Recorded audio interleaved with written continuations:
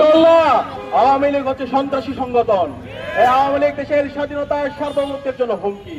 সুতরাং এই আওয়ামী লীগকে এবং খুনি হাসিনার দোসরদেরকে এই বাংলাদেশে বিচারের আওতায় নিয়ে আসতে হবে এবং সারা দেশব্যাপী যে দর্শন হচ্ছে, যে সন্ত্রাস হচ্ছে, যে মাফিয়া তন্ত্র হচ্ছে, এই সন্ত্রাসীদেরকে দ্রুত সময়ের মধ্যে অ্যারেস্ট করে তাদেরকে বিচারের আওতায় নিয়ে আসতে হবে।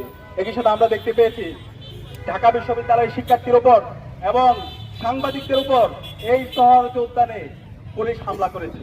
আমরা এই ধরনের পুলিশি রাষ্ট্র দেখতে চাই না, যে পুলিশ আমার সাংবাদিকদের উপর হামলা করে, আমার ভাইয়ের উপর হামলা করে, আমার বোনের উপর হামলা করে।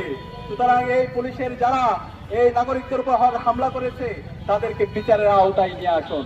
আমরা দেখতে পাচ্ছি এই পুলিশের বিরুদ্ধে ব্যবস্থা না নিয়ে বরং তাদেরকে আরো পদোন্নতি দেওয়া হচ্ছে।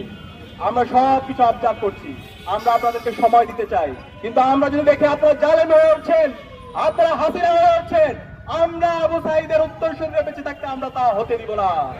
প্রয়োজনে জীবন দেব, কিন্তু বাংলাদেশে আর কখনো হাসিনা তন্ত্র ফিরে আসতে দিব না।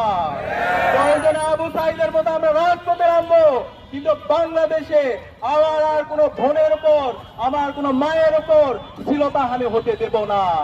সুতরাং আমরা অনুরোধ করবো, স্বরাষ্ট্রমন্ত্রী আপনি বিভিন্ন ধরনের হুমকি দিচ্ছেন, হুমকি দিয়েন না। এই জুলাই প্রজন্ম কারো হুমকিকে তোয়াক্কা করে না।